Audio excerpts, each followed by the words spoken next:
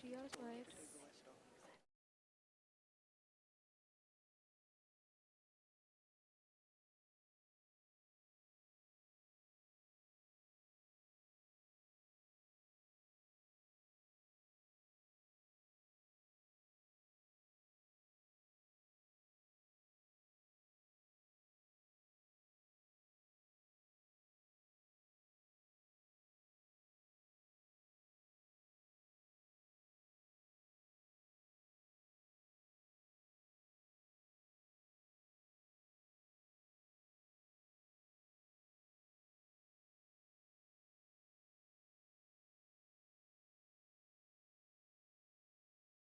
Very warm welcome, everyone.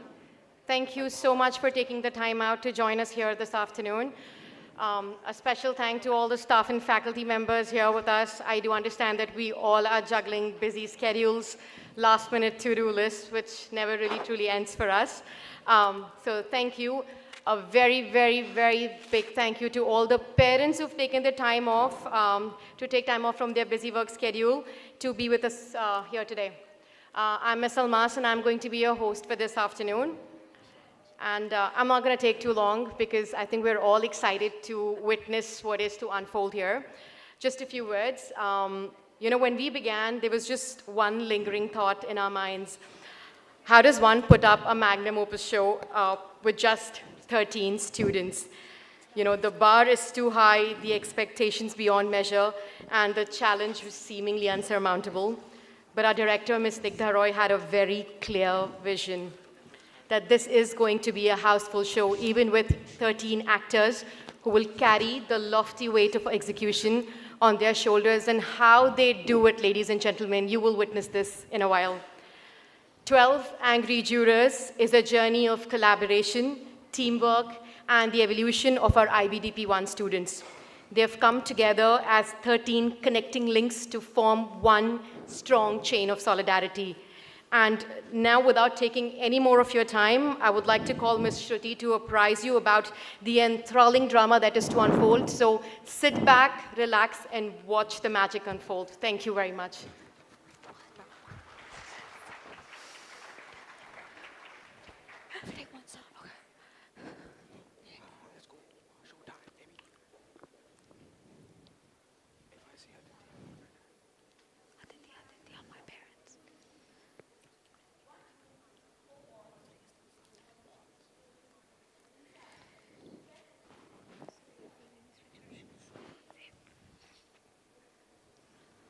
I'm sorry, I'm going to start again. Good afternoon. We invite you into the jury room. One room, 4 walls, and no escape. Inside, 12 citizens sit, strangers brought together by duty to decide a life, a boy's fate, guilty or not guilty. At stake, justice, fairness, and the weight of personal conscience. This is 12 Angry Jurors, adapted from Reginald Rose's classic courtroom drama. We've chosen to reframe the story to include strong women at the table, not just to flip gender roles, but to explore how power, bias, and authority shift when voices are different at the table. Still, the heart of the story remains. This is not a play about a murder. It's a play about us, about how we decide, what shapes beliefs, facts or fear, fairness or feeling. It's about doubt and certainty, conviction and prejudice, about the fragile light of truth in a room full of opinions. So we ask you to consider a few things. What happens when bias wears the mask of justice? Do we truly hear dissent or just wait to speak up? In an age of trial by media and viral outrage, can we still recognize reasonable doubt? And when everyone says guilty, who has the courage to say, wait? These aren't courtroom questions. They belong in our everyday lives, in our classrooms, homes, and group chats. As the deliberations begin, watch not what is just said, but how it is said. Who gets silenced, who gets heard, who changes their opinion, and why. Because justice doesn't always shout. Sometimes it whispers. Sometimes it's silent. And sometimes it takes just one person to change everyone's opinion. Thank you and welcome to 12 Angry Jurors.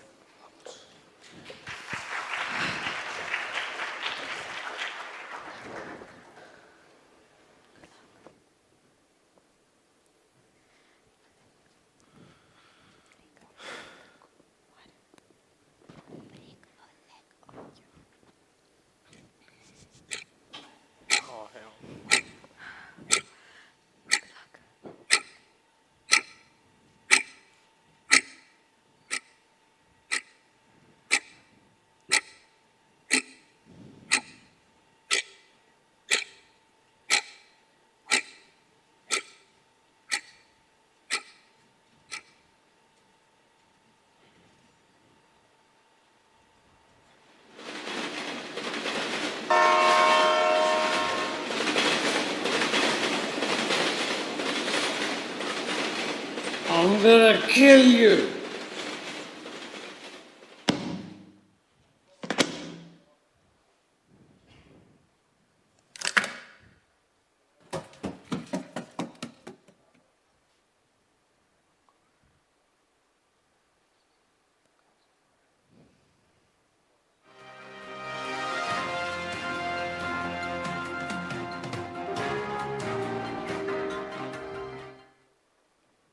Good afternoon, everyone. You are watching live with Inside the Verdict, where we bring you closer to justice than ever before. A riveting murder trial has just concluded, and now 12 jurors will decide the fate of a 19-year-old boy accused of murdering his own father. The judge is moments away from instructing the jury. This case has gripped the city. A troubled home, a switchblade, a late-night train, a single eyewitness. The prosecution calls it airtight. The defense, circumstantial. And now, the fate of this boy lies in the hand of 12 complete strangers. Courtroom sources confirm that this is our jury. Juror number 1, the foreman, calm and pragmatic. She's a firm believer in rules, but what will she do when situations in the courtroom turn volatile? Juror number 2, soft-spoken and uncertain. The 38-year-old bank clerk seems to contradict her opinions every time she's confronted. Where will she finally land when it is time for the final verdict? Juror number 3, a managerial type. Successful, controlling, used to being the loudest in the room, and comes with a baggage. Will the courtroom test his authority tonight? Juror number 4, cool-headed, logical, and good with numbers. Coming from a background of wealth, the stockbroker doesn't rattle easily, but what will she do when she finds out the truth isn't always in the facts? Next, juror number 5. Raised in the slums and now a mechanic. He seems to see both sides of the street, but will his empathy blur the evidence? Juror number 6. Draped in charm, the young socialite treats the courtroom as her personal theater. She's fussy about her hair, quick with a dramatic gasp, and far too enthralled by the drama. Juror number 7. Jokes, baseball, and impatience. He's in a rush to catch the game. Will justice be too slow for him? Next, juror number 8. An architect, the lone voice of doubt. She aims to seek the truth amidst all the noise, but the question is she the voice of reason or just too idealistic? Juror number 9. Elderly, polite, and silent. But don't mistake silence for weakness. She brings 70 years of wisdom and experience to this table, emphasizing the importance of her perspective. Juror number 10. Blunt, abrasive, and quick to generalize. Her opinions come fast, but are they based on anything real? Juror number 11. A refugee watchmaker from Europe. She's careful, precise, and deeply respectful of the democracy. She knows she has a voice, but will she use it? And finally, juror number 12. An ad executive, sharp suit and all. He draws fast. He thinks faster, but will he slow down long enough to decide a life? 12 jurors, 12 backgrounds, 12 different lenses through which justice will be viewed. The final verdict will be presented to us tomorrow morning. One that defines the fate of this boy, but also raises many questions for us as a society. Why would a son murder his own father? Will we ever understand his true motive? Murder in the first degree, premeditated homicide, is the most serious charge tried in our criminal courts. You've heard a long and complex case, jury, and now it is your duty to sit down to try and separate the facts from the fancy. One man is dead. The life of another is at stake.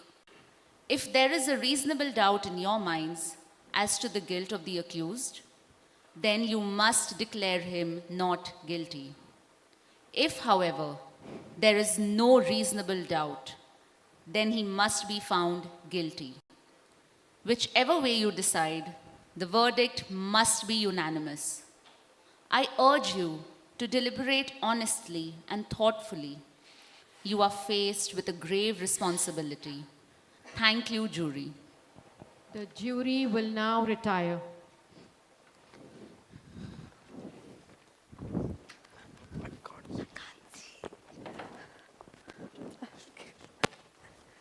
And now, for the first time on live television, you, the viewers, have the opportunity to have a say in the outcome of this trial. That's right, you will be able to cast your vote alongside the jurors themselves. Each of you have been given a placard. One side marked guilty, the other side marked not guilty. Listen closely to the arguments, the discussions, the passions, the doubts. Watch closely as this case unfolds. Know that your judgments and opinions are just as crucial in making this decision, maybe as much as the jurors themselves. So, as the deliberation begins, ask yourself, where do you stand? We will be watching closely, but so will you.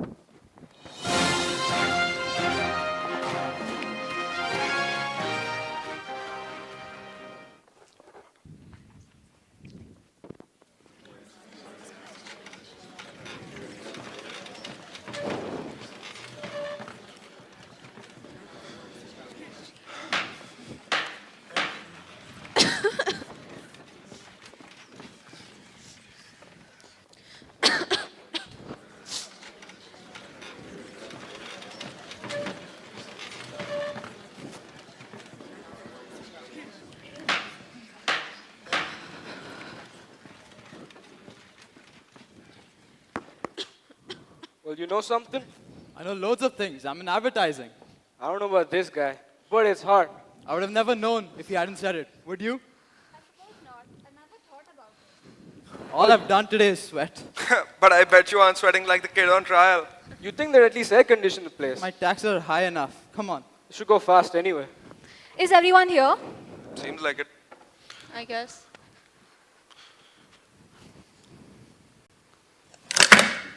Did they just lock us in?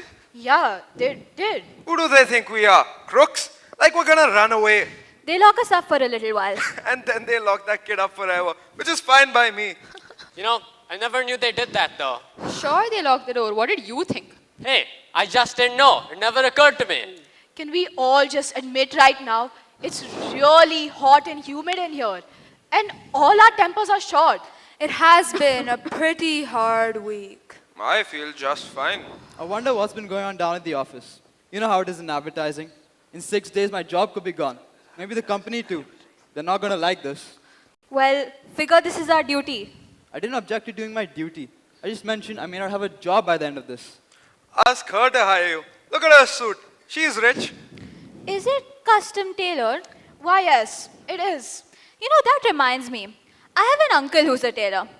Funny thing, a friend of my uncle's, the tailor, he sat on a jury once, about 10 years back. Case real similar to this one. And would you believe it? They let the guy off, reasonable doubt. A couple years later, they found out he's guilty as sin. A murderer, walking free on the streets. But by then, they couldn't touch him. Double jeopardy. You can't try a man twice for the same crime. Wait a second. What about that business with the knife? Did you ever hear a phonier story? Well, look, you've got to know who you're dealing with. You have to expect this. He bought a switch knife that night. And then he lost it. A hole in his pocket. A hole in his father. Well, I've been telling you, you have to know who you're dealing with. You need to expect this. Yeah, I suppose. What's the matter with you? You have a cold? A Lulu. These hot weather colds can kill you. All right, everyone, let's take our seats. Right, this better be fast. I don't know about y'all, but I have a ball game to catch tonight. So, Mr. Foreman, let's get this show started, shall we? How about sitting down? The lady at the window, how about sitting down? I'm so sorry. Well, it's tough to figure, isn't it? A kid kills his father, bang, just like that. Well, it's the element. They let their kids run wild. You know what? Maybe it serves him right. Is everyone here? We'd like to get started. Oh, I'm really sorry, everyone. Come on, hurry up. I didn't mean to keep you all waiting. It's all right, take your seat. All right, everyone. Now you can handle this in any way you want to. I mean, I'm not going to make any rules. We can either discuss it first and then vote, or we can vote now and see where we all stand. You know what? Yeah, let's vote now. Who knows? Maybe we all can go home. Right, let's vote. Does Sure. anyone object? No. All right. All those voting guilty, raise your hands. 1, 2, 3, 4, 5, 6, 7, 8, 9, 10, 11. Okay. All those voting not guilty, raise your hands. 1. Right. Okay. 11 to 1. Guilty. Now we know where we are. Somebody's in left field. You really believe the boy's not guilty? I don't know. Maybe. After 6 days, she doesn't know. In 6 days, I could learn calculus. This is ABC. I don't believe that it's as simple as ABC.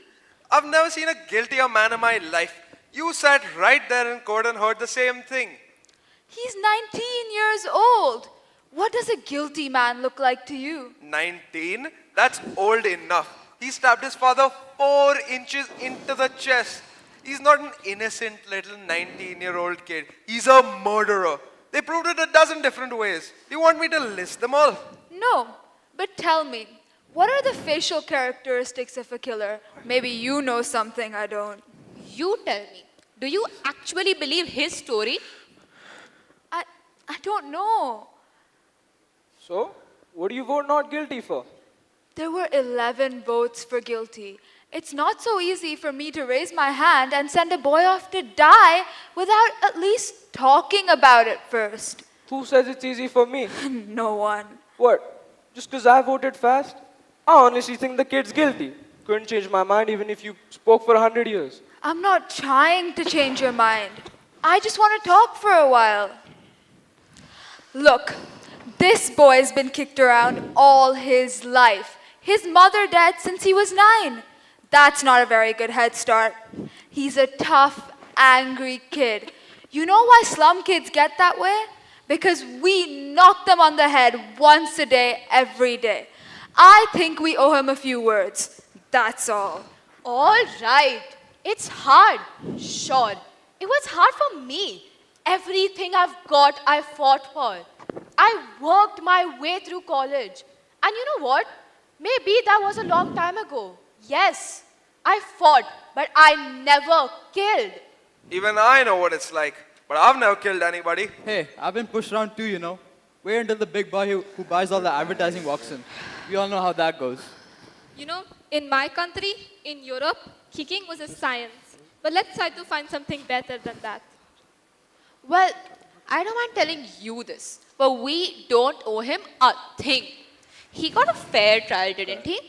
Do you know what that trial cost? He's lucky he got it. So you're not going to walk in here and tell us that we're supposed to believe him knowing what he is.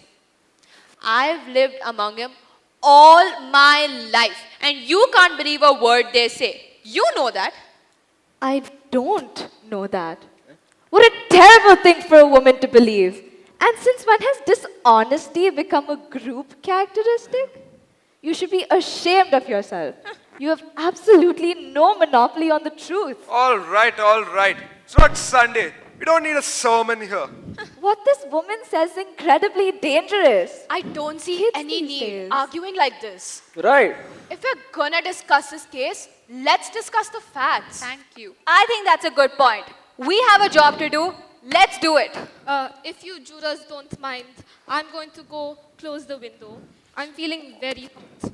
You don't want a little air? It's summer. I was feeling very uncomfortable.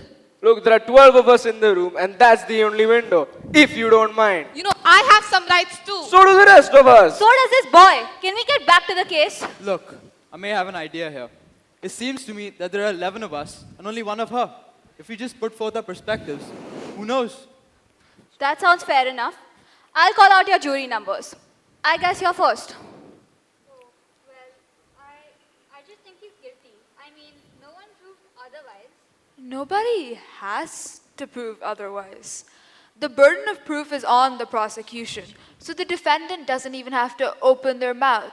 It's in the Constitution, the Fifth Amendment. You've heard of it. Well, I've heard of it. I mean, I know what it is. It's just, I think he's guilty. All right, let's get to the facts. Number one, let's talk about the old man who lived right underneath the apartment where the murder took place. At 12:10, he said he heard noises coming from the upstairs apartment that sounded like a fight. He even claimed that he heard the boy yell out, "I'm gonna kill you," and then a second later, the body fall on the ground. Then he ran to his door, saw the boy running down the staircase, and called the police. Then they found the body with a knife in its chest. And the coroner fixed his time of death at around midnight. Right. What else do you want? The boy's entire story is flimsy. I mean, he claimed he was at the movies. He couldn't even remember the pictures he saw. And if the testimony of the lady across the hall don't prove it, then nothing does. That's right, she saw the boy kill his father. She saw it. Let's go in order. Yeah, just a minute. Look, here's a woman who's lying in bed and can't sleep. It's hot, you know. So, she looks out the window and right across the street, she sees this kid stick his knife into his father. She's known this kid all his life. Her window is right opposite his across the L tracks, and she swore she saw him do it. Through the windows of a passing elevated train. Okay, and they proved in court that you can look through the windows of a passing elevated train and see what's happening on the other side. They proved it. How come you believed her? She's one of them too, isn't she? You're a pretty smart fellow, aren't you? Calm down. Take it easy. Take your seat.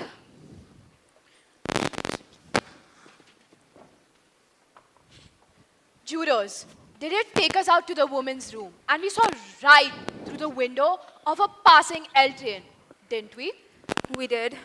And weren't you able to see what was happening on the other side? Look, I didn't see as well as they told me I would see. But I did see what happened on the other side. You see? Do you see? I said calm down. It's your turn. Can I pass? That's your privilege. How about you?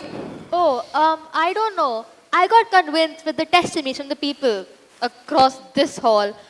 Didn't they say something about an argument between the father and the boy around 7 o'clock that night? I think it was 8 o'clock, not 7. That's right, 8 o'clock. Now the father hit the boy twice and the boy walked angrily out of the house. What does that prove? It doesn't prove anything. It's just part of the whole picture. I never said it did. Is there anything else? No. Then it's your turn. Look, I don't know. You know, most of it's been said already. We can be here all day, but it's not going to get us anywhere. I mean, just take a look at the kid's record. At 15, he was in reform school. He's been arrested for mugging. He stole a car. He's also been picked up for knife fighting. Not once, but twice. I think they also said he stabbed someone in the arm. They did. This is a very fine boy. His father's been beating him up since he was 5. He uses his fists. So would I. A kid like that? Huh. You're right, you know. It's always the kids. That's just the way they are. I had a kid once. When he was 8, I saw him run away from a fight. It was the most shameful day of my life. I told him right then and there, I'm going to make a man out of you, or I'm going to bust you up into little pieces trying. He grew older, you know. When he was 15, he hit me in the face.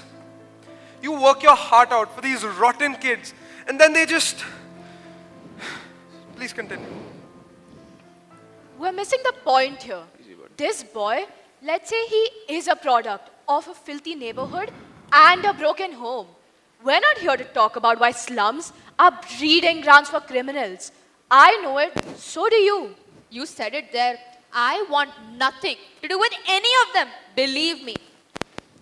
You know, I have lived in a slum all my life. I used to play in a backyard that was filled with trash. Now wait a second. Maybe you still smell it on me. Maybe you can smell the criminal on me. Tell me, have I killed anyone? Have I ever killed anyone? All right, fella, calm down. There's no need to get all excited here. I can understand the sensitivity. Okay, can we stop with this bickering? We have a job to do. It's your turn. All right. I've had a peculiar feeling about this trial since it started. Somehow, I feel as though the defense counsel never really conducted a thorough cross-examination. I mean, he was appointed by the court to defend the boy, and he hardly seemed interested. Too many questions were left unasked. While I'm still convinced about the guilt of this kid, I agree with you. The defense counsel was bad. So? Too many questions were never asked or answered. What about the questions that were asked? For example, let's take the switch knife that the boy admitted to buying. You know what? Fine. Let's talk about it. Let's get it in here and let's look at it. Foreman, I'd like to see the switch knife. I don't see why we need to get the switch knife here. We all know what it looks like. This is just a waste of time. She has a right to see exhibits and evidence. Fine. Now, don't you agree that this knife is a pretty strong piece of evidence? I do. The boy claims leaving his house at 8 o'clock after being slapped by his father. Or punched. Or punched. He went into a neighborhood store and bought this knife. The storekeeper was even arrested the following day after he admitted selling it to the boy. This knife is one of a kind in its stock. Now, are you telling me that the boy bought this knife as a present for a friend of his? Or so he says. Am I right so far? Right, but there were no fingerprints on the knife. Next, the boy claims that on his way home, the knife simply fell through a hole in his coat pocket. Now there's a story, jurors. You want to know what actually happened? The boy went home, stabbed his father with it, and even remembered to wipe off his fingerprints. Everyone connected with this case identified this knife. Now, are you telling me that someone picked it up off the road, went to the boy's house, and stabbed his father with it? You know, just to be amusing. No, I'm saying he could have lost the knife and someone could have stabbed his father with a similar knife. It's possible. Take a look at that knife. I've never seen one like it before. And neither had the storekeeper who he bought it from. Wait, aren't you trying to make us accept a pretty incredible coincidence? I'm not trying to make anyone accept anything. I'm simply saying it's possible. And I am saying it's not possible.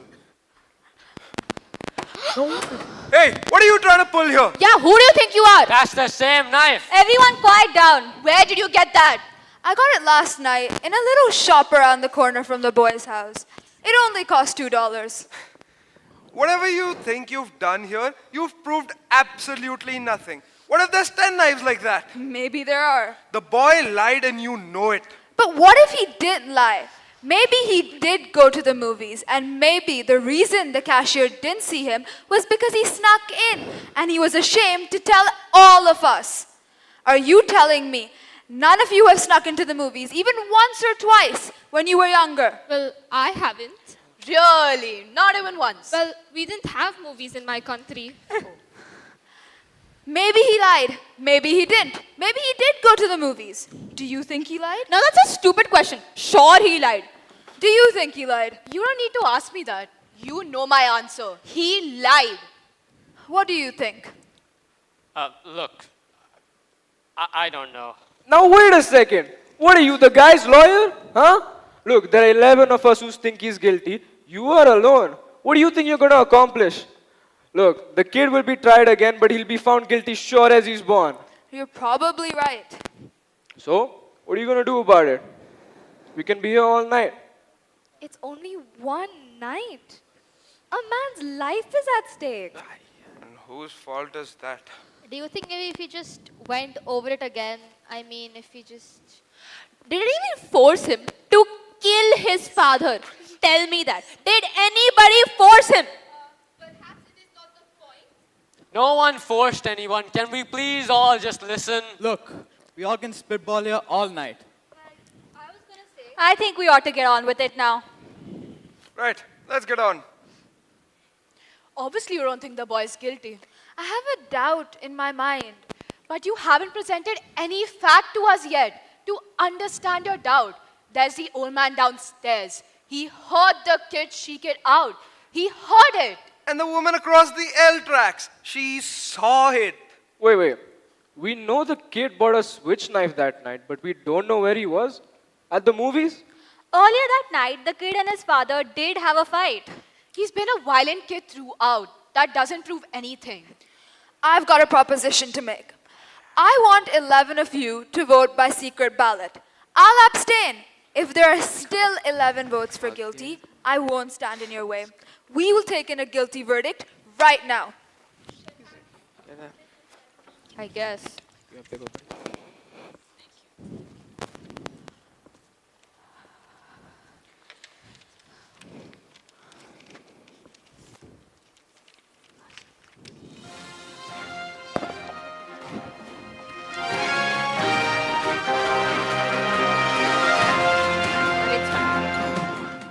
And now, it's your turn. You've listened, you've observed, you've heard the arguments, the doubts, the passions, the fights. Before the jurors reveal where they stand, we ask you to decide. So please, raise your placards. Guilty if you believe the boy committed the crime beyond any reasonable doubt, and not guilty if you hold even a shred of uncertainty. Keep them steady. Let's count.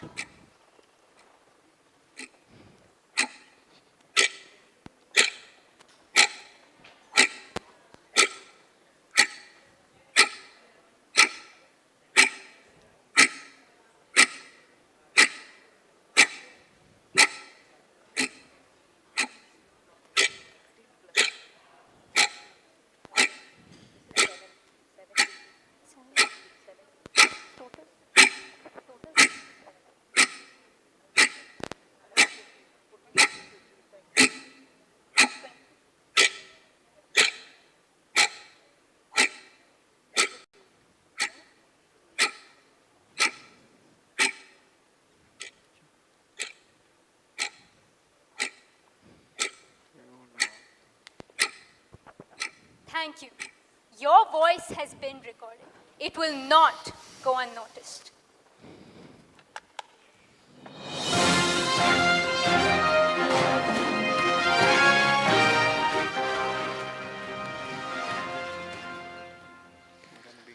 Right. Let's see where we all stand. Guilty. Guilty. Guilty. Guilty. Guilty. Guilty. Guilty. Guilty. Not guilty. Guilty. Who was it? I think we have a right to know. Excuse me, this was a secret ballot, no? If the person wants to remain a secret, then Secret ballot? There are no secrets here. We're a jury and we deserve to know who it was. You know what? I think I know who it was. It was you, wasn't it? You come in here and listen to stories by this slick preacher talking about how this poor little slum kid just couldn't help becoming a murderer. So you change your vote. If that isn't the most sickening... Now hold it. Hold it? Back off, hold it. We're trying to put a guilty man in the chair here. And all of a sudden we're listening to fairy tales? Now just wait 1 minute. I would like to say something.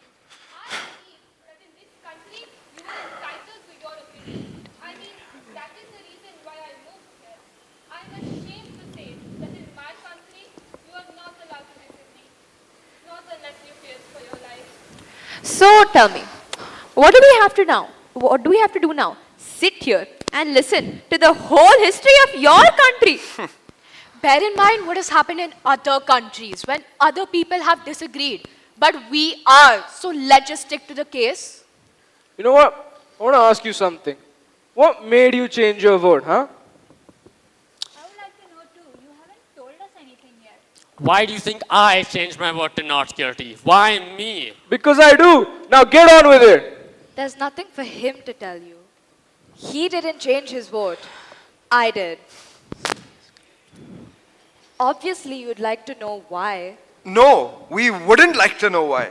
Oh, please, let her speak. It's the least we can do. Sit down, all of you. Thank you. This woman chose to stand against us. That's her right. It takes a great deal of courage to stand alone, even if you believe in something very strongly. She left the verdict up to us. She gambled for our support, and I chose to give it to her. Now, I would like to know more. The vote is 10-2. That's fine. If the speech is over, can we move on? You know what? It's fine.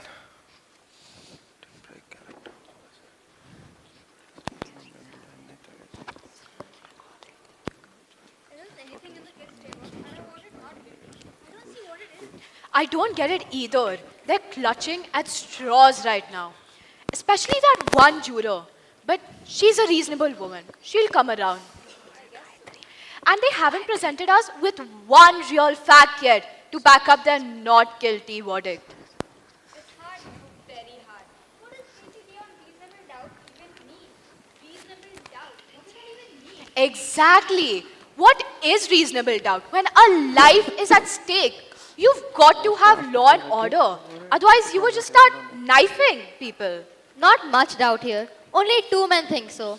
I wonder why. I rarely do wonder why 2 men. I mean, sometimes you do hear things about innocent men who have gone to jail and then been killed, and then things do turn up. Yeah, and then on the other hand, some killers get turned loose and they kill again. You know what, buddy? I didn't mean to get all nasty there. Just got a little excited. Nothing personal. Look, assume you answer me this. If the kid didn't kill him, who did? As far as I know, We're trying to decide whether the boy on trial is guilty or not. We're not concerned with anyone else's motives here. Exactly.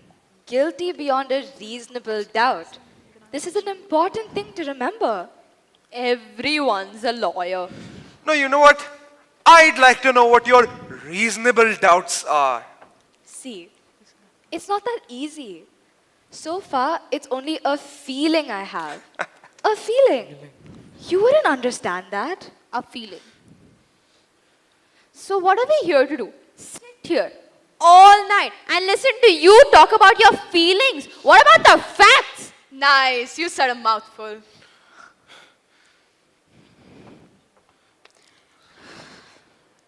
So, what are your reasonable doubts? The old man. It's just a feeling I have.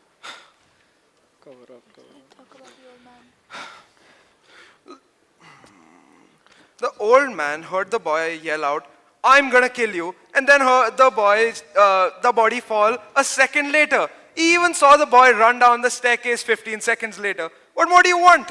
That's right. The lady saw the boy kill his father. We can't forget about the woman across the street. She saw the boy kill his father. She saw it. Now, if that's not enough for you, It's not enough for me. What is enough for you at this point, huh? Ever since the start, be like, oh, I don't know, I have this feeling, emotions, nothing concrete. It's like talking to a dead phone. The woman, she saw the killing through the moving elevator train. Now, the train had 5 cars. She saw it through the last 2. She remembers the most insignificant details. Well, what do you gotta say about that? I don't know, it doesn't seem right. You know what? You should think about it for a while. Lend me a pencil, why don't you? Let's play some tic-tac-toe. Might as well pass the time. That's not now. This isn't a game! Who do you think you are? All right, calm down. I've got one good mind to go around this table right now and bet her one. Now, please, I don't want any fights here. This isn't a game. Who does she think she is? The nerve, the Okay. absolute nerve. Okay, calm down. It wasn't that serious. Does she think she is? How about we all sit down, please?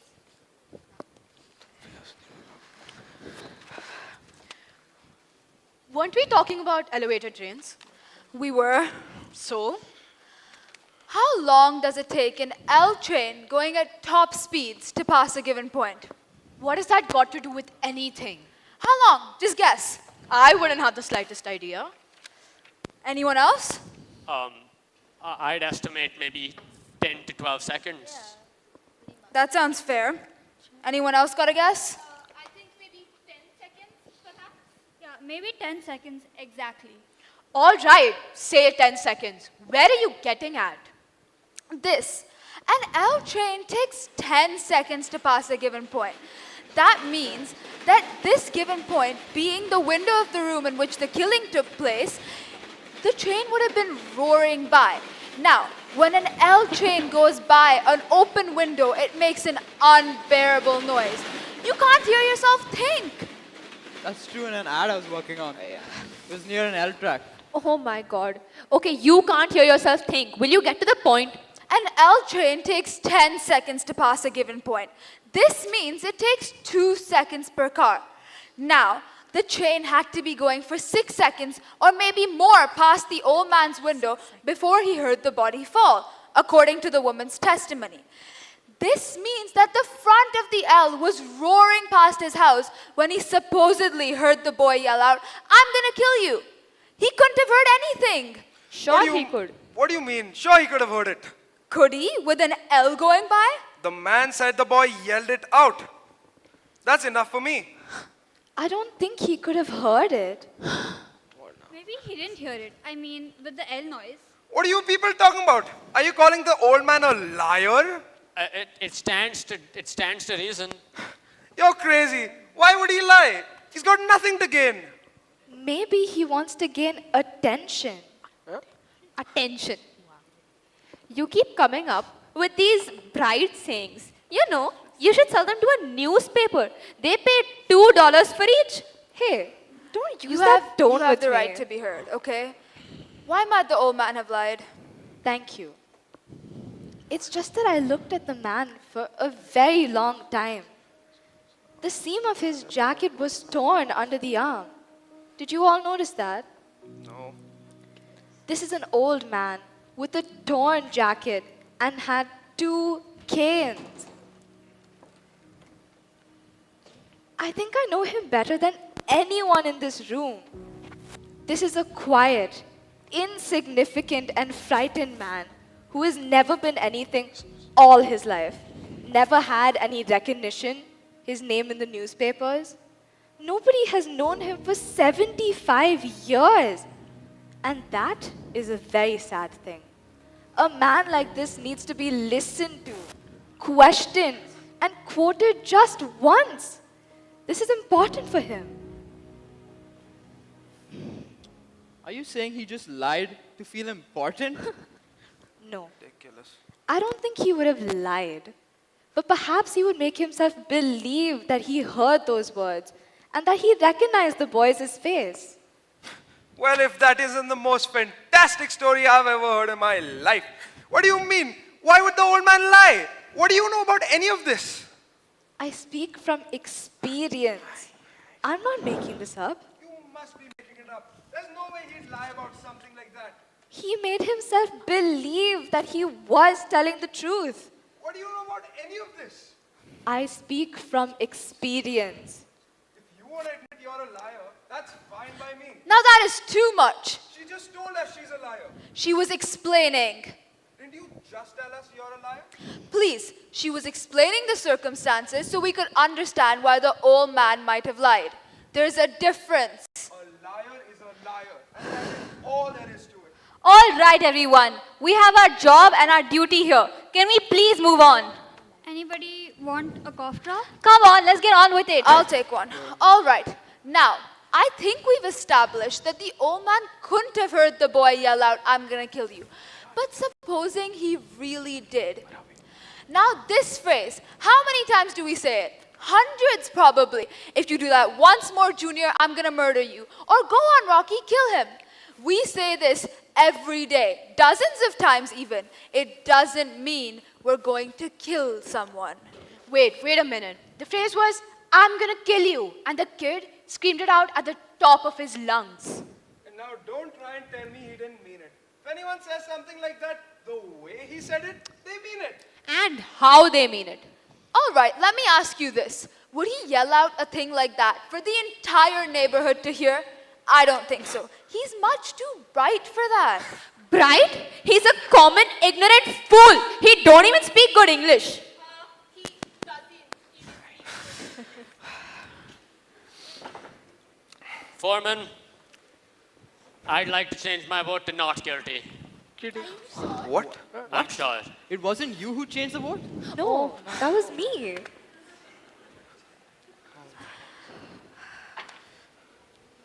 Okay, hear me out. That was the knife, and the old man too. Maybe the old man didn't lie, but then just maybe he did. Maybe the old man doesn't like the boy.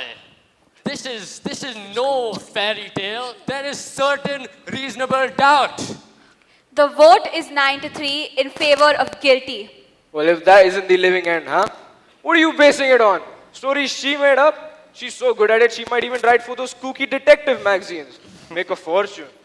Well, we know the kid had a lawyer, didn't he? If he did one, then why weren't these points brung up in court? Well, lawyers don't know everything. Lawyers don't remember everything. You sit there and you pull stories out of thin air. And we're just supposed to believe them. The old man downstairs, he ran to the door and saw the kid beat it downstairs. 15 seconds after the killing, he saw it. Did the old man say he ran to the door? Ran, walked. What's the difference? Where exactly was the bedroom again? Down the hall somewhere. I thought you remembered everything. You don't remember this? I'd like to see a diagram of the apartment. You know what? Just for you, let's run the entire trial over again. You get your facts straight then, huh? Do you know exactly where the bedroom is, Foreman? Exactly. A man's life is at stake. Do you know? I heard you. Everyone take your seats. Wait, how come she's the only one that gets to see all the exhibits all the time? Oh no, I'd like to see this one too. So do I. And I'd like to stop wasting my time. If you're going to start wading through all this nonsense about where the body was, No, we're not. We're trying to find out how a man who's had 2 strokes in the past 3 years and who walks using 2 canes could get from his bedroom to the front door in 15 seconds. He said 20. He said 15. and he was very positive about it. How could he know how long 15 seconds is? You can't be sure about something like that. You said it yourself. He was confused half of the time. He said 15. How could he be sure about anything? He's an old man. All right, let me go over this. Now, here's a diagram of the apartment. Here's the bedroom, and here is the front door. Now, here are the kitchen, the living room, and this is the entire hall. So he had to get up out of bed, get his canes, open the bedroom door, walk down the entire length of the hall, and open the front door just in time to see the boy racing down the stairs. Am I right? Yeah. Now, from his bed to the bedroom door is what, 12 feet? And the entire length of the hall is 43 feet, 6 inches, give or take. So, he had to get up, walk 12 feet, then walk another 43 feet and open the bedroom door, all in 15 seconds. Is this even possible? You know it's possible. But he can only walk very slowly. They had to help him into the witness chair. You make it sound like a marathon. It's barely a walk. For an old man who uses canes, it is a marathon. Hey, what are you trying to do there? Yeah. Look, I'm going to recreate this thing. I'm going to pace off 12 feet, the length of the bedroom. You're crazy. You can't recreate a thing like that. Hand me a chair. Okay, this is absolutely insane. What makes you think that you can recreate a thing like that? Well, according to you, it should only take 15 seconds. We can all spare that. Rubbish. Now, from here to the end of the area, how long would you say it is? 20 feet or so? Yeah, more or less. So here and back should be approximately the length of the hall. Now, who can help me with the timing? I have a clock. Great. And can you time me? Yeah, sure, I'll go in time.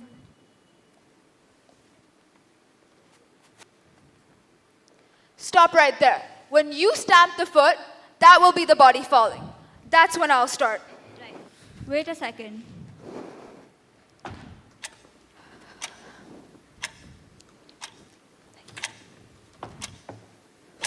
Speed it up. He walked twice as fast. I think this is even faster than he walked in the courtroom. If you want me to go faster, I can.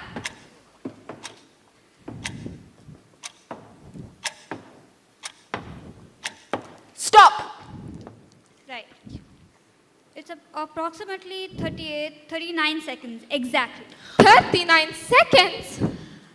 It's my guess that the old man heard someone racing down the stairs and he couldn't make it there in time. So he simply assumed that it was the boy. I think that's possible. Assumed? Listen, you people.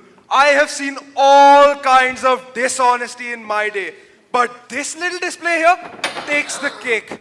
Tell her, why don't you? Look, You come in here with your heart bleeding all over the floor about slum kids and injustices. And you've got some soft-hearted little ladies listening to you. But I am not one of them. We're letting this boy slip through our fingers here. Our fingers? Are you his executioner? I'm one of them. Perhaps you'd like to pull the switch. For this kid, you bet I'd like to pull the switch. I'm sorry for you. Don't start with me. What it must feel like to want to pull the switch. Shut up. You're a sadist. Shut up. You want to see this boy die because you personally want it and not because of the facts. Shut up. Oh my! Let me go. Let me go. I'll kill her. I'll kill her. You don't really mean you'll kill me, do you?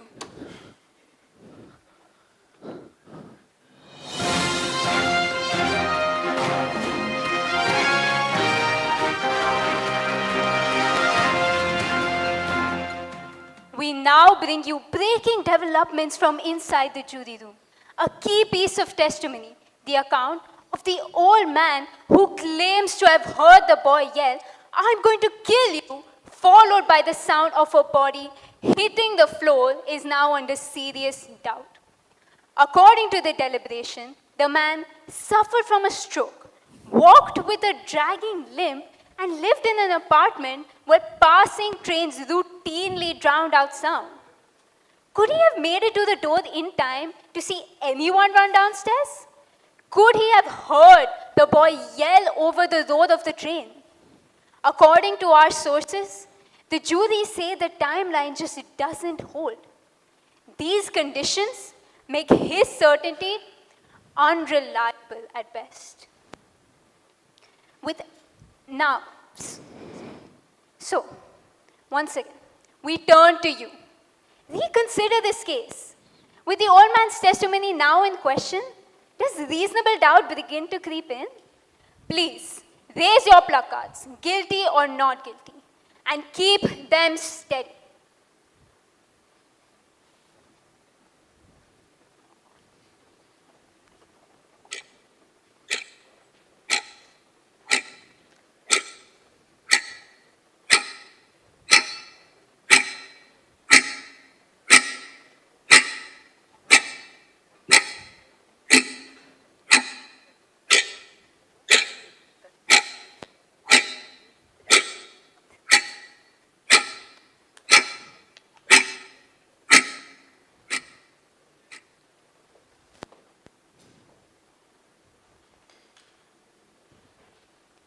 You have declared the boy not guilty. But let's not forget, two key pieces of evidence still remain. One, the account of the woman across the street who claims to have seen the murder through her window, though her testimony may yet face some scrutiny. And two, the knife. Distinctive, yes, but no longer unique. A match was found. Could it have been planted? Could it belong to someone else? And if the boy didn't use it to kill his father, was he sharp enough to wipe off his fingerprints? With every discarded certainty, this case becomes more and more fragile. We're approaching the heart of the matter now. All that remains is proof. But is this proof or doubt? And in this courtroom, doubt can mean everything.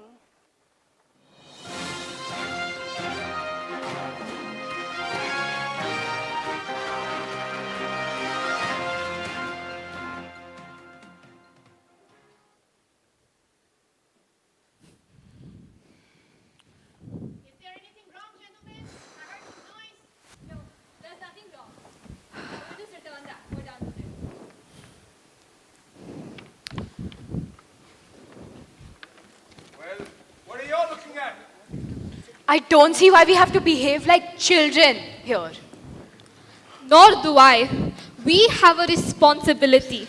This is a remarkable thing about democracy, that we are, what is the word for it? Informed? No. Notified. That we are notified by mail to come down and decide on the guilt or innocence of a man. And we have nothing to lose by our verdict. This is one of the reasons why we are strong, and we should not make it a personal thing. Thank you very much. Why do you thank me? We forget, you know. It's good to be reminded of these things. I'm glad that we're going to be civilized about this. Well, we're still nowhere. Who's got an idea, huh? I think maybe we should try another vote, Miss Foreman. That's fine with me. Does anyone object? No. All right, let's do it. This time, I want an open ballot where we call out our votes. I want to know where everyone stands. That sounds fair. Let's go around the table. I vote guilty. 2? Not guilty. Guilty. Guilty. Guilty. Not guilty. Not guilty. Guilty. Not guilty. Guilty. Not guilty. Not guilty. 6 to 6. I'll tell you something. The real crime is being committed right here in this room. The vote is 6 to 6. You know what? I say we go into court right now and declare this a hung jury. There's no point in continuing this anymore. I want to know why you changed your vote. Why you changed your vote. And why you changed your vote. You're telling me that there are 6 of you here who are willing to turn a murderer loose in the streets. Emotion won't do. Why? Well, it would seem that the old man did not hear the boy scream, "I'm going to kill you." Old men dream. And even if he did hear the boy scream, we know from this man, right there, it does not mean he's going to kill. Listen, let's just take it to the judge and let the other jurors have a chance on him, huh? You mean you still think there's no room for reasonable doubt? No, I don't. I beg your pardon. Maybe you don't understand the term reasonable doubt? What do you mean I don't understand it, huh? And you all, how do you like this woman? She comes here running into our country, and before she's even had her big breath, she's telling us how to run the show? Have you seen her audacity? Now just wait a minute. Has anyone around here ever asked you where you came from? They don't have to. I was born right here. Or your father came from? Maybe, just maybe, it won't hurt us to take a few tips from people who come running here. Maybe they know something that we don't. What? We're not so perfect. Thank you, but I'm used to this. It's all right. What? No, it's not all right. Of course it's not all right. Okay. I apologize. Is that what you want? Yes, that is what I want. That is exactly what I want. You've been so quiet all this time. What do you think? She seems so sure, and she's made many good points, while he only gets mad and insults everyone. Okay, but does the anger and the insult change the guilt of this boy? You're telling me you're willing to turn a murderer loose in the streets simply because one of the juror gets angry at the idea of it? That's true. Oh, you're kidding me. There is doubt. There is so much doubt right now. I'm telling you, there isn't any doubt. Look, I'll tell you why. The woman, when she sleeps, across the window she can see the L tracks. That means the L would have made a low and rumbling noise. But as we know, L trains are notorious for making a screeching sound as they go past the turn. So the old man must have heard a high-pitched scream. And it's just a tenement, slum apartment with thin walls. Exactly. And so what if the old man was wrong about the time it took for him to reach the door? Remember, there weren't any fingerprints. And so, it's summer. Nobody would dare to wear gloves. I mean, maybe he wiped the fingerprints. This is a good point. Now let's say it took the murderer about 39 seconds to wipe away all the evidence, all the fingerprints, go down these stairs and go to the place where he saw it, the boy. Also, I have one more point here. If this boy is smart enough to wipe off his fingerprints, he's also smart enough to look around the apartment. He would have done it for a second or two, but he would have done it. Exactly. Look, all we are saying is, when it comes to murder, one doesn't look at the quality of it, we just do it. Fine, the boy wiped the fingerprints of the knife. But what about the doorknob? If I saw a man come into my house, a man that hated me, and he wiped his fingerprints off the doorknob as he came in, that would leave me with an uneasy feeling. So the doorknob must have been wiped off after the killing, and that too would take some time. I still have a doubt in my mind. This whole business about the stab wound and how it was made, the whole downward angle of it. The downward angle? Don't tell me we're going to start with that again. They went on and on and on about it in court. No, she's right. The boy is 5 feet 8 inches. The father is 6'2". That's a difference of 6 inches. How could he possibly stab downwards when his father was half a foot taller than him? You know what? Y'all won't be satisfied until I show you how it would be done.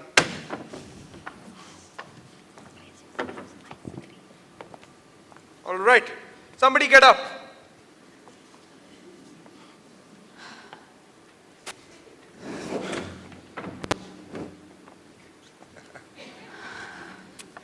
Now look at this carefully. I don't want to have to do it again.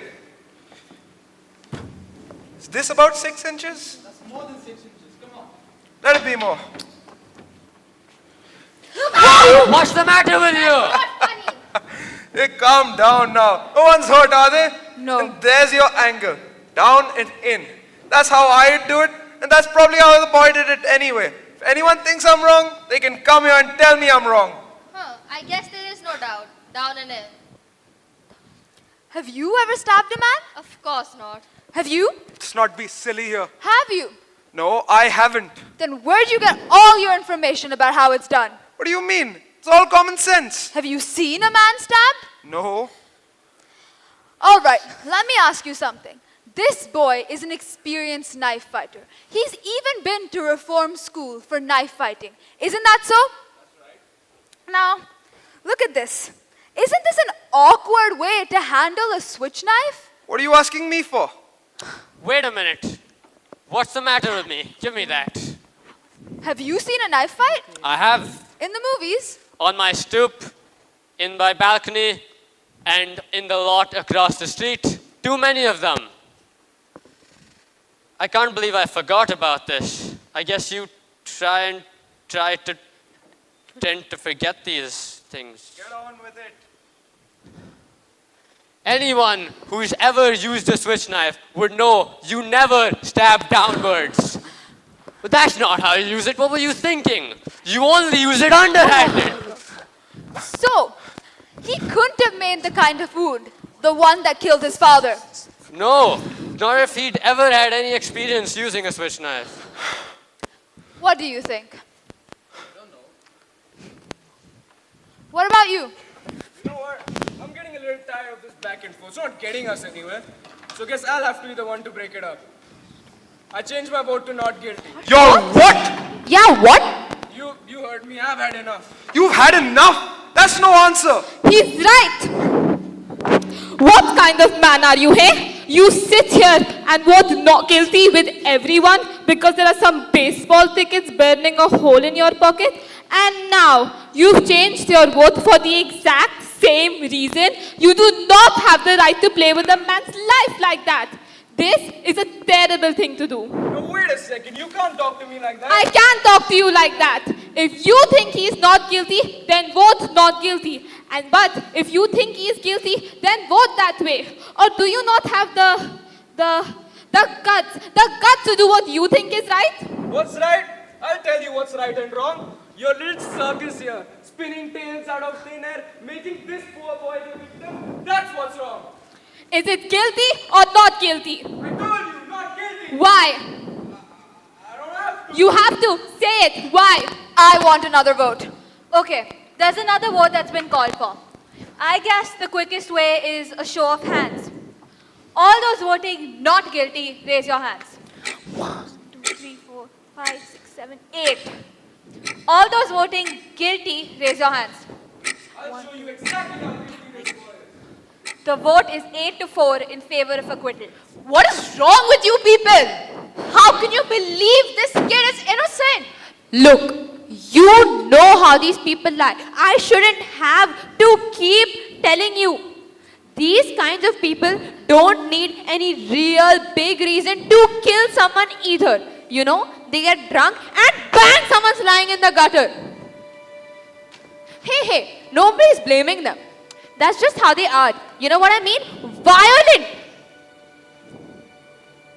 Hey, where are you going? Human life don't mean as much to them as it does to us. You know, these people are drinking and fighting all the time, and if somebody gets killed, so somebody gets killed. They don't care. Hey, stop. They don't care. I'm telling you, please listen to me. I'm telling you, take it from me. This kid's guilty.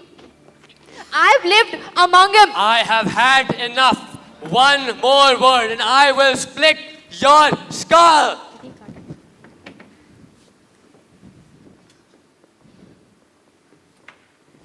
I'm only trying to tell you, please listen to me. All right, sit down, everybody. I still think the boy is guilty.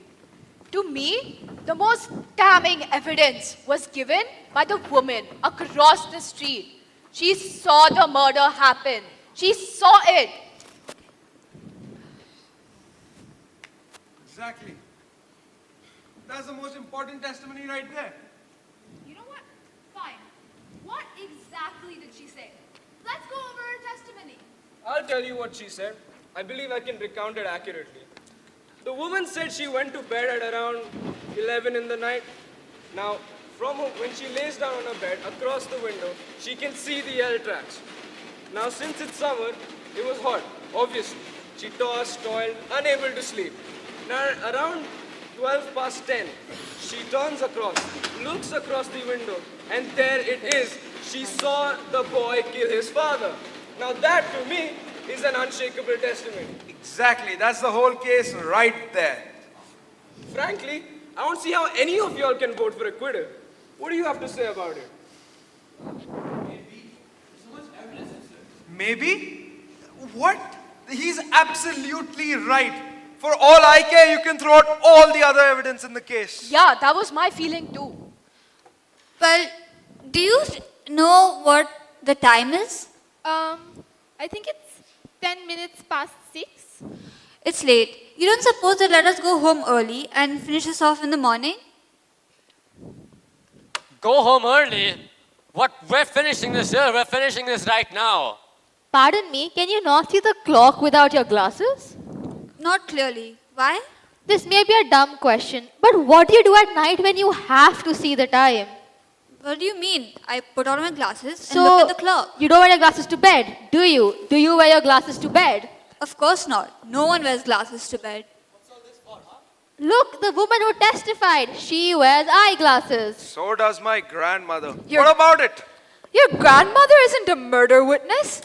Well, would the woman have time to wear her eyeglasses before seeing the murder? Wait a minute. Did she even wear glasses at all? Yes. I don't remember. Of course she did. She wore bifocals. I remember this very clearly. They looked quite strong. That's right.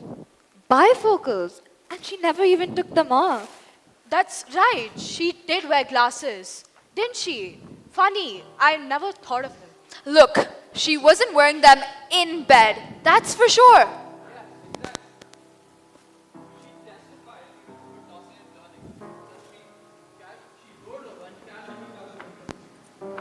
This was done as the murder was taking place. A split second later, light was done.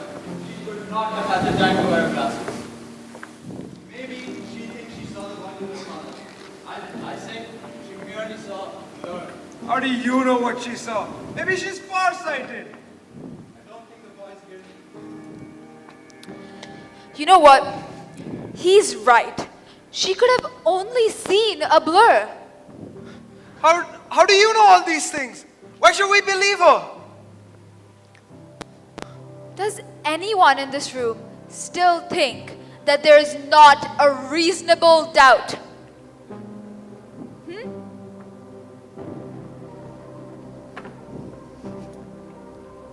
What do you think? I think he's right. Well, I still think he's guilty. Does anyone else? No, I'm convinced this boy is not guilty. You're all alone. I don't care if I'm alone or not. I have a right. You have a right. What more do you want from me? You know what? I want your arguments. I gave you my argument. And we're clearly not convinced. You can't turn on me right now. You made all the right arguments. And you, what's the matter with you? Look, I'm sorry, but there's reasonable doubt. We're letting a murderer roam the streets. We're waiting. This is gonna be a hung jury whether you like it or not. You're not gonna intimidate me. There's nothing I can do about that, except hope that someday, maybe in a few months, you'll finally get some sleep. No, she's right. You are alone. You are all done. It takes a great deal of courage to stand all alone.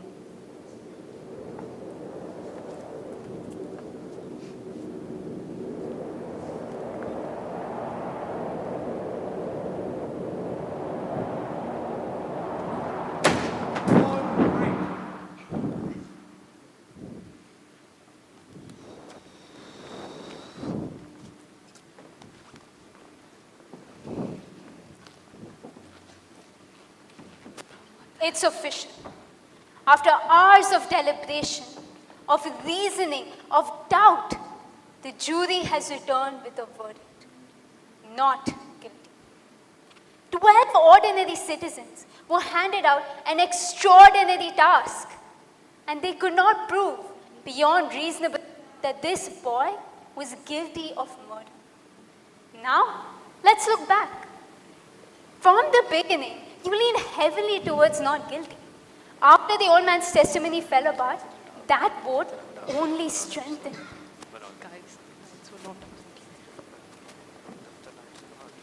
Tonight's verdict from inside the jury room, it followed a different arc. They started off as guilty, but doubt crept in, slow, deliberate, and it changed everything. So the jury said not guilty. Majority of you did too. But we must ask ourselves, did we arrive at justice or only at uncertainty? So many questions were left unanswered. The murder weapon never truly explained. Is there still a bloodied knife hidden away waiting to be discovered? There was no confession, no alternate suspect. If not the boy, then who did it? All that remains is the silence of a verdict and the question of whether the system got it right or simply could not prove it wrong. This was inside the verdict.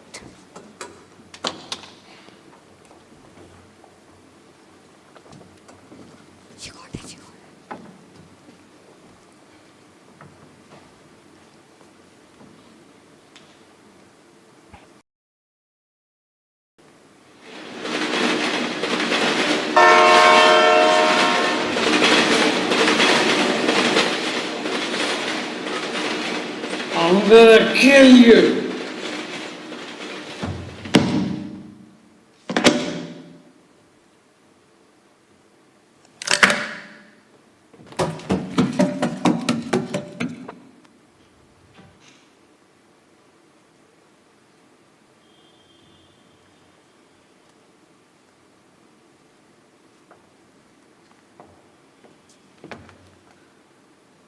Not guilty.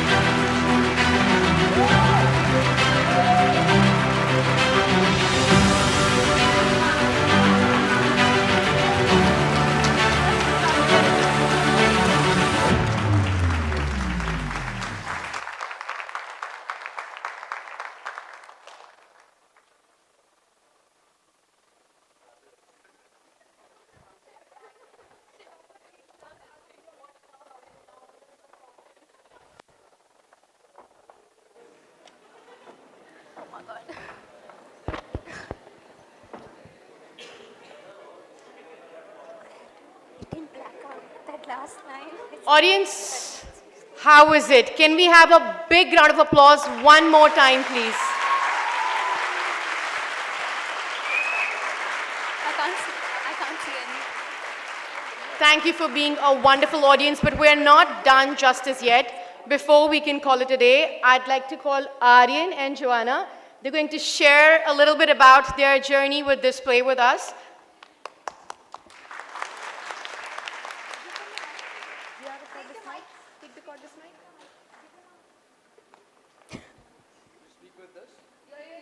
There you go. All right, so this speech is not as good as the play. Now, speaking about this play, it started the day our exams got over, so we had no break. And do y'all think it was easy? Yes, no? All right. I had originally auditioned for something else. I got something else. There are a lot of us like that, but then I think it turned out well, right? Yeah.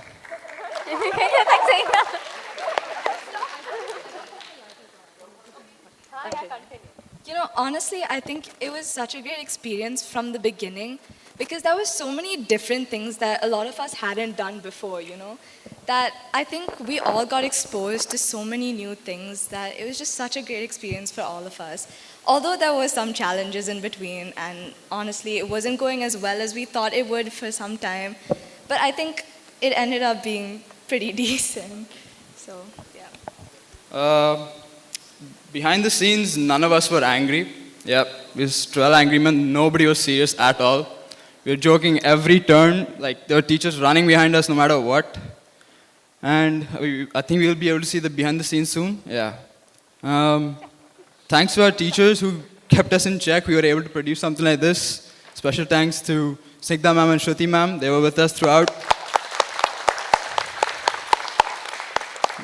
We had Zoha ma'am, Almas ma'am, we had Monica ma'am. There's so many teachers throughout. Sudeepti ma'am, everybody was there. Yes. I can't remember everybody's names, but yeah, that's how it is. Yeah. It was just a great experience for all of us. Thank you.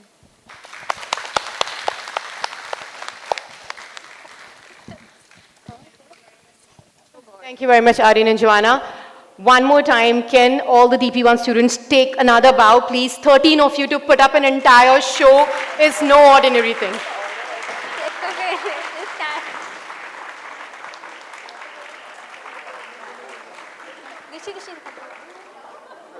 And I think I'll pick up from where Aryan left. These were anything but 13 angry men, but there's one woman who's done it all, who has been so invested in every minute detail of the play from the very start with such a clear, defined vision of how this would pan out and how they did it. Thank you, and now it's time to hear it from the captain of the ship, our director, Miss Snigdha Roy, please.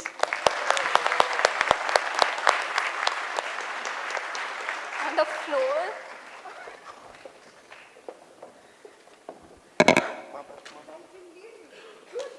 First of all, thank you so much for pulling this off. Well done.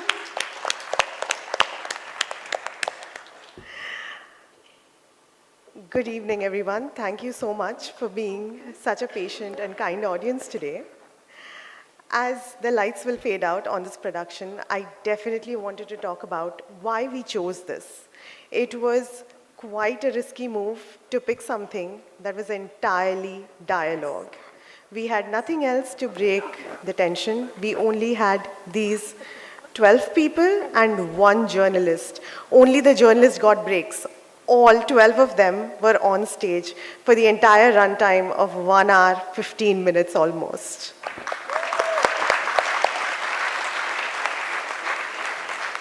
Did it feel that long, 1 hour, 15 minutes? Not at all. And that's how they delivered their performance. But the thought behind picking 12 angry jurors adapted from 12 angry men. We changed a few genders there, we switched them, we incorporated more perspectives, we changed the narrative a little bit. The thought was to ask, why do people do what they do and why do they take the decisions that they do? Today there were 40 of you who were part of the jury, okay? And right there you can see that, more people did get convinced not guilty over time. It is your prejudice, your bias, your perspectives that make you change these perspectives, right? But in the end, I think you saw what happened. What really happened was that it was the boy who did it. And so if tonight, anything that you leave with this performance, it should be, why did that boy do it despite all of these conversations, right? With that, I have a lot of people to thank. First of all, these 13 kids, okay, they have pulled it off, not just because of their performance, but also because they have stayed back every single day this month after school. every single day. They have come to school 2 consecutive Saturdays for rehearsals. After the performance, they have gone back to do their IAs and they have stayed back even further. You will not believe how many things they are handling simultaneously while delivering all of this. And for that, thank you and hats off to you. Parents, thank you for being the support behind the scenes because they all went back to you. They came back to you tired, came back to you drained. Some of them came back to you sick and you nursed them back to health. Thank you for that. Along with all of these people on stage, I have to thank my lovely co-director, Shruti. From the dance team, a huge round of applause because wherever you saw the escalations, tension, the sound was entirely hers. So thank you for that, Shruti. The wonderful IBDP team of teachers, Almas, thank you so much for the acting, all the backstage work, for the hosting tonight. Thank you, Zoha, for perfecting the acting. Thank you for injecting that anger here and there into the students. The backstage and technical teams who brought all of the light cues, that's Miss Divya right there on the lights console. Thank you so much. There is Tanuj and Ashish back there on the focus lights. And all of the performance would have been very, very colorless if not for them.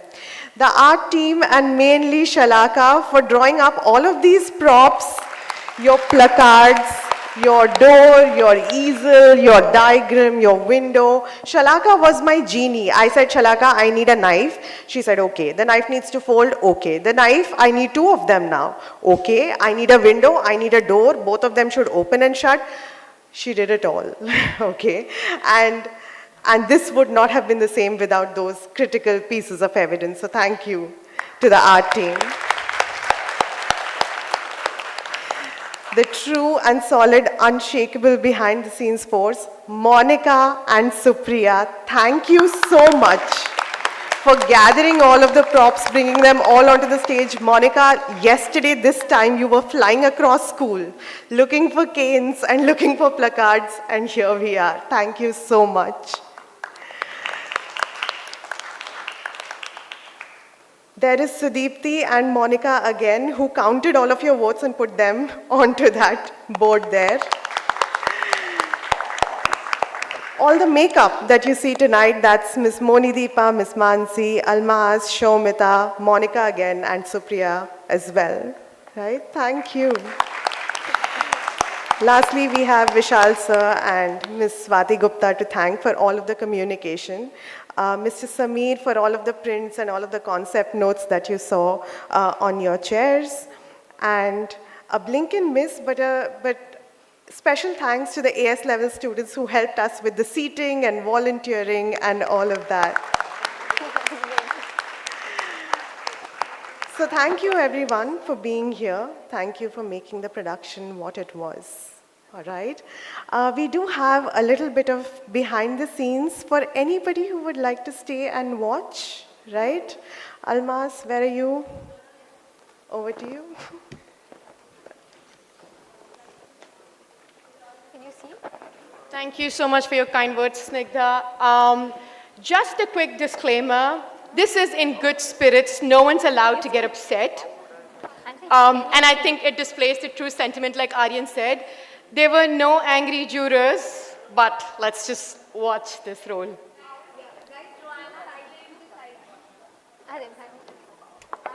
Shruti, can we have the sound, please?